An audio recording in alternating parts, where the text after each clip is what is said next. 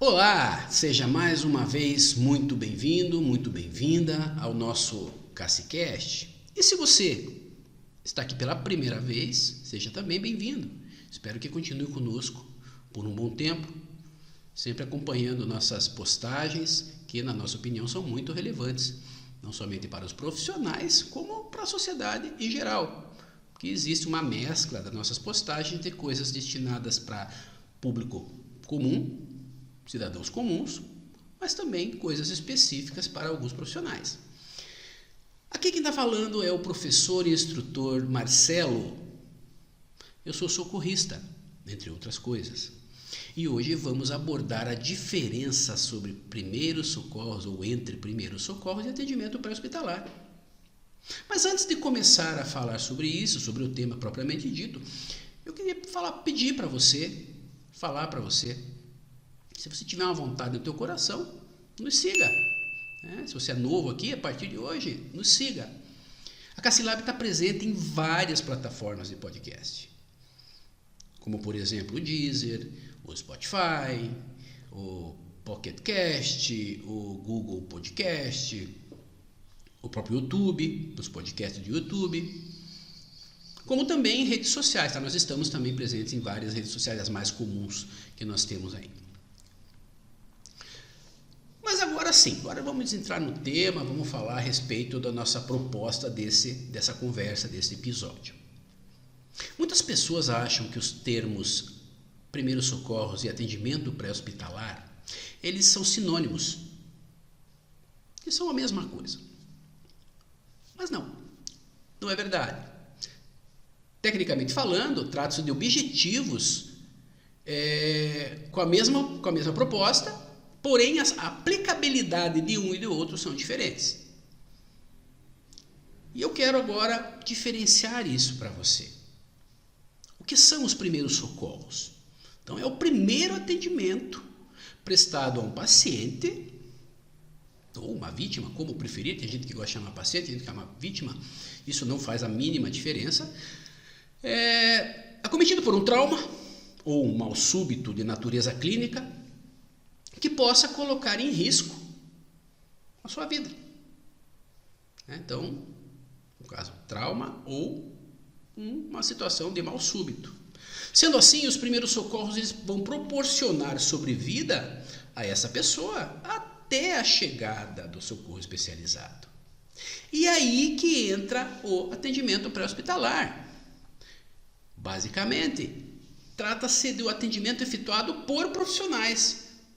Então, seria a continuidade dos primeiros socorros, mas agora por profissionais capacitados, treinados, com cursos específicos, de acordo com uma portaria que nós temos hoje do Ministério da Saúde, a 2048 de 2002, mas também que tem a mesma proposta, como eu falei, a manutenção da vida, o mantenimento da vida. Mas agora com a aplicação de técnicas e procedimentos específicos, aprovados com base em protocolos previamente estabelecidos, desenvolvidos por entidades ou instituições confiáveis, com evidências científicas. E grande parte, inclusive, dessas instituições são de âmbito internacional. Nesses dois conceitos, falei sobre duas situações que precisam ser explicadas: trauma e aquela situação lá de mal súbito, de natureza clínica. E é importante aqui nessa conversa a gente também trazer essa diferenciação. O que é trauma? Trauma basicamente são energias externas que uma pessoa recebe. E que essa energia pode de alguma forma causar uma lesão. E esta lesão pode sim alterar a dinâmica ou a fisiologia do corpo humano. Já o caso dos mal súbitos, os casos clínicos, que a gente usa muito esse termo, tem relação com o agravamento da saúde do caso do paciente ou da vítima, mas que nesse caso não foram causados por fatores externos, e sim relacionados a doenças pré-existentes. Mas cabe aqui comentar, isso não é uma regra, tá? Importante entender isso, não é uma regra, porque alguns casos clínicos podem ter relações, ou seja, pode ter um gatilho relacionado a uma situação de trauma.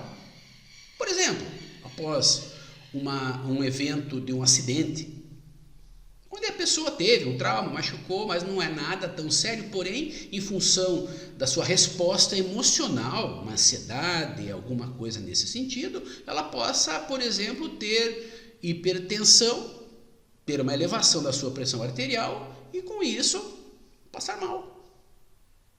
Perceba, então, que de um trauma, essa pessoa acabou desenvolvendo uma condição clínica. Tá? Então, isso é importante. Então, por isso que eu digo que não é uma regra, né? Depende muito da situação. Mas, por padrão, vamos relacionar trauma, são forças, energias externas e casos clínicos têm relação com doenças pré-existentes, até para a gente poder separar. Dentro dessas necessidades de atendimento, existem situações mais críticas e menos críticas. É óbvio, existe gente que está mais grave e menos grave. Mas que podem aumentar ou não as possibilidades. Então, em função de ser muito grave ou pouco grave, evolução para óbito. E desta forma, precisa ser avaliado.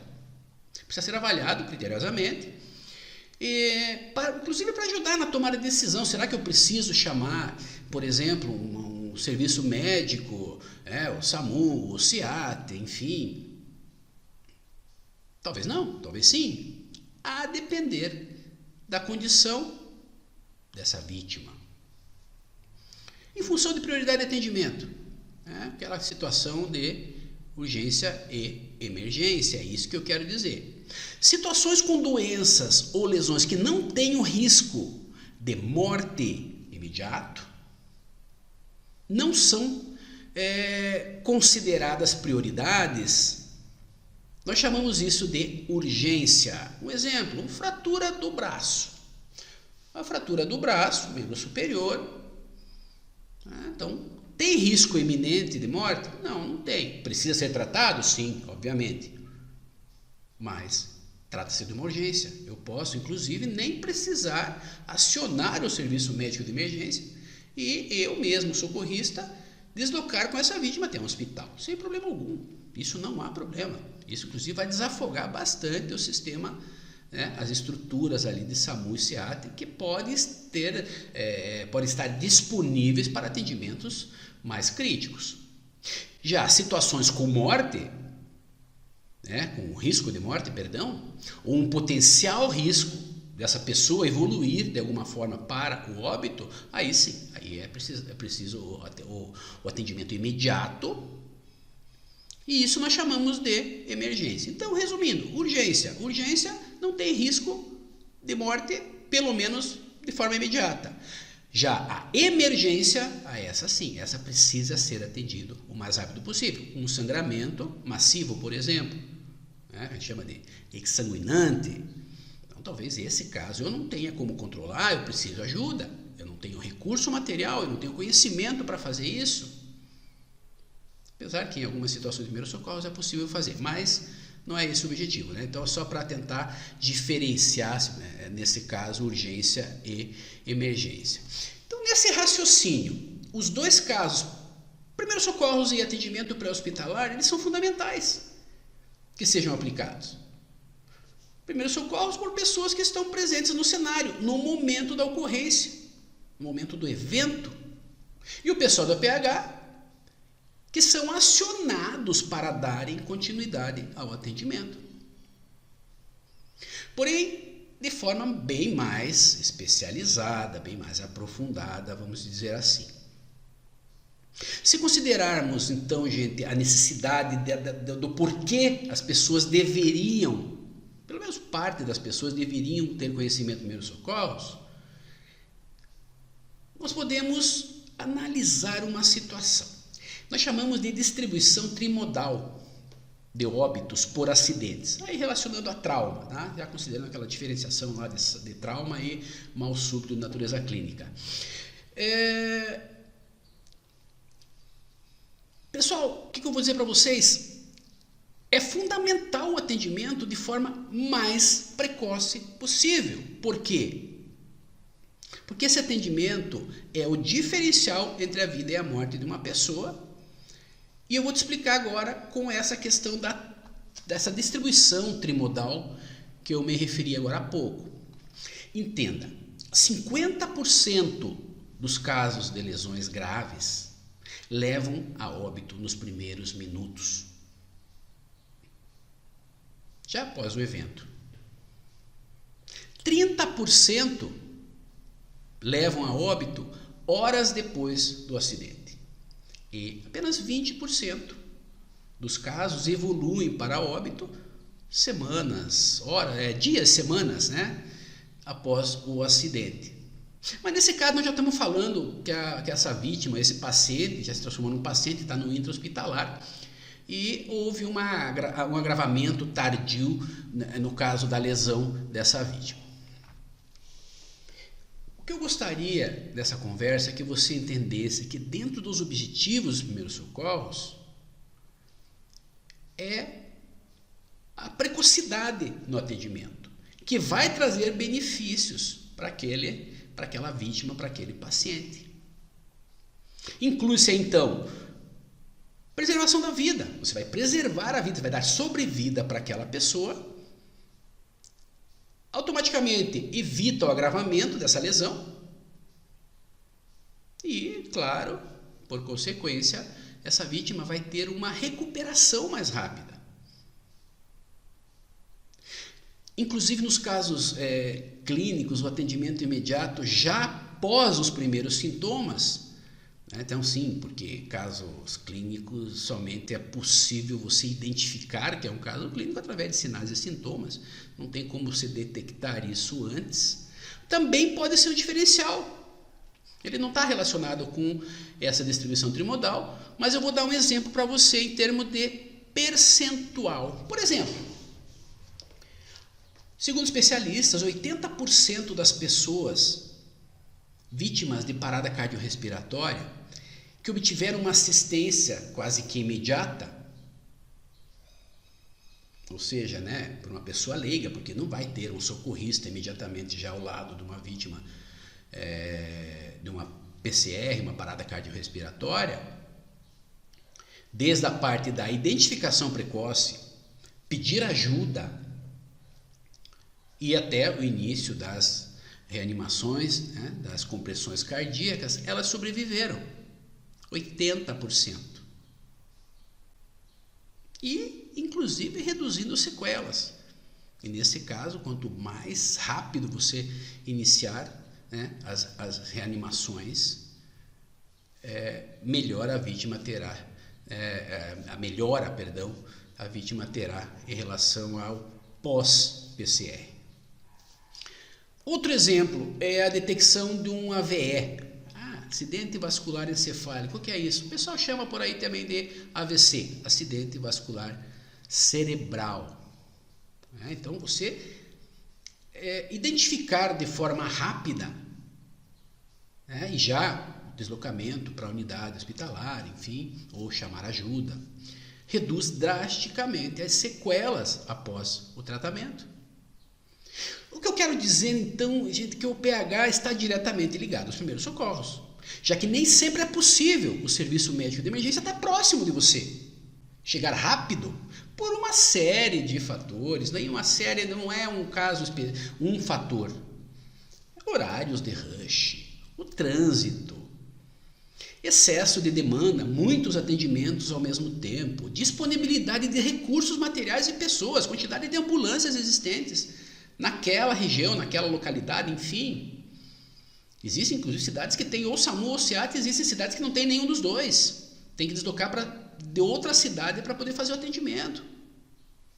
Sem falar que infelizmente tem os trotes, que fazem com que as equipes, as tripulações, as ambulâncias acabem perdendo tempo em atendimento que não existem. Perceba então a importância de um cidadão comum ter conhecimentos de primeiros socorros. Inclusive é um tema de um episódio que já está disponível no CassiCast, que eu falo sobre essa questão da importância de por que um cidadão comum deveria ter primeiro socorro. Mas essa está lá, se você tiver interesse, pode procurar lá, que você vai encontrar. Mas se você não tem conhecimento nenhum, você não fez um curso de primeiro socorro, tudo bem, não tem problema nenhum. Tá? Só tenha consciência que, ao menos, pedir ajuda já é importante.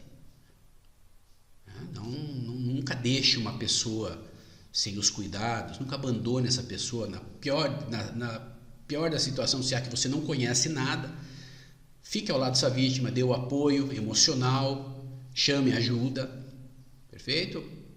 Até porque omissão de socorro está previsto no Código Penal, no artigo 135, então não pode, realmente, isso é crime.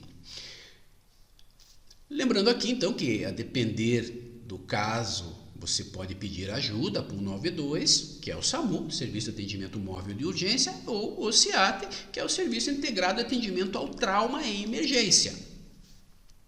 Que fique claro aqui, que se você costuma auxiliar pessoas, você gosta de ajudar, você já teve situações que mesmo sem conhecimento, você sempre quis ajudar alguém,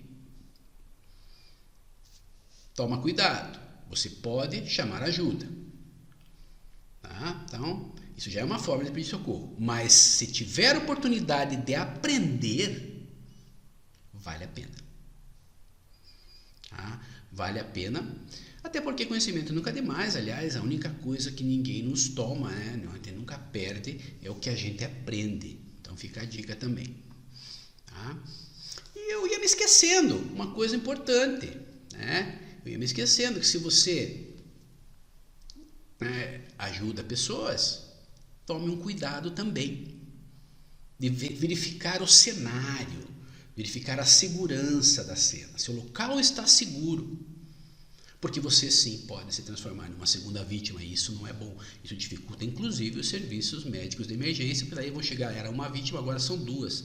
Então lembre-se, segurança sempre em primeiro lugar, é uma prioridade para o socorrista, tanto para o pessoal do atendimento hospitalar, que são profissionais treinados, como para um leigo, um socorrista leigo de primeiros socorros, que também é fundamental, mas que também nós não queremos que se torne uma vítima, perfeito? Então essa fica com mais uma dica para você. Então assim, amigo ou amiga, espero que tenha gostado dessa conversa, que tenha sido útil, né? Tenha tirado dúvidas que talvez, né, que porventura você tenha, né? Então fica essa discussão assim bem interessante. Se você gostou, também se não gostou não tem problema, fica, né? Não é todo mundo que gosta desse tipo de assunto, mas não esqueça, se gostou, nos siga, compartilhe para os seus amigos essas informações, inclusive se estiver no Spotify, fique à vontade, no Spotify tem a possibilidade, inclusive no YouTube também, de você deixar ali, né, a sua opinião sobre o episódio, alguma observação, né? Então, e lembrando que nós estamos em várias plataformas, como eu já disse, de podcast, como também nas redes sociais. E no YouTube, inclusive, você nos encontrará como Cassilab NOW. Perfeito? Espero que você tenha gostado. Fique com Deus. Um abraço e nunca esqueça, quem conversa aprende. Um abraço.